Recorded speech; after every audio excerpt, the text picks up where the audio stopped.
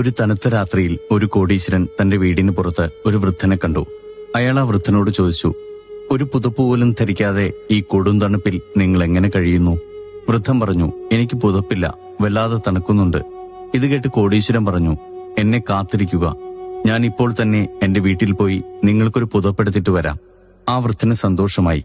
അദ്ദേഹം കാത്തിരിക്കുമെന്ന് പറഞ്ഞു. ശതകോടീശ്വരൻ തന്റെ വീട്ടിലേക്ക് പോയി. പക്ഷേ അവിടെ അദ്ദേഹം തിരക്കിലായി. ആ പാവം വൃദ്ധനെ മറന്നു. ആ രാത്രി കഴിഞ്ഞു. രാവിലെ അയാൾ ആ വൃദ്ധനെ ഞെട്ടലോടെ ഓർത്തു. പെട്ടെന്നൊരു പുതപ്പുമെടുത്ത് ആ വൃദ്ധനെ കാണാൻ പുറത്തേക്കോടി. പക്ഷേ തണുപ്പ് കാരണം അയാൾ മരവിച്ച് മരിച്ചിരുന്നു. മരിച്ച വൃദ്ധന്റെ കയ്യിൽ ഒരു കത്ത് മുറുകെ പിടിച്ചിരുന്നു.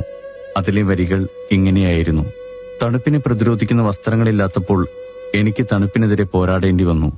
മാനസിക ശക്തി ഉണ്ടായിരുന്നപ്പോൾ അത് സാധിച്ചു. പക്ഷേ എന്നെ സഹായിക്കാമെന്ന് നിങ്ങൾ വാഗ്ദാനം ചെയ്തപ്പോൾ ഞാൻ നിങ്ങളുടെ വാഗ്ദാനത്തിൽ വിശ്വസിച്ചു. അത് എന്റെ മാനസിക ശക്തിയെ നശിപ്പിച്ചു. നിങ്ങൾക്ക് വാക്കുപാലിക്കാൻ കഴിയുന്നില്ലെങ്കിൽ ഒന്നും വാഗ്ദാനം ചെയ്യരുത്. നിങ്ങളെ സംബന്ധിച്ച് വെറുമൊരു വാക്കായിരിക്കാം, എന്നാൽ അത് കേൾക്കുന്നവർക്ക് അതൊരു പ്രതീക്ഷയാണ്.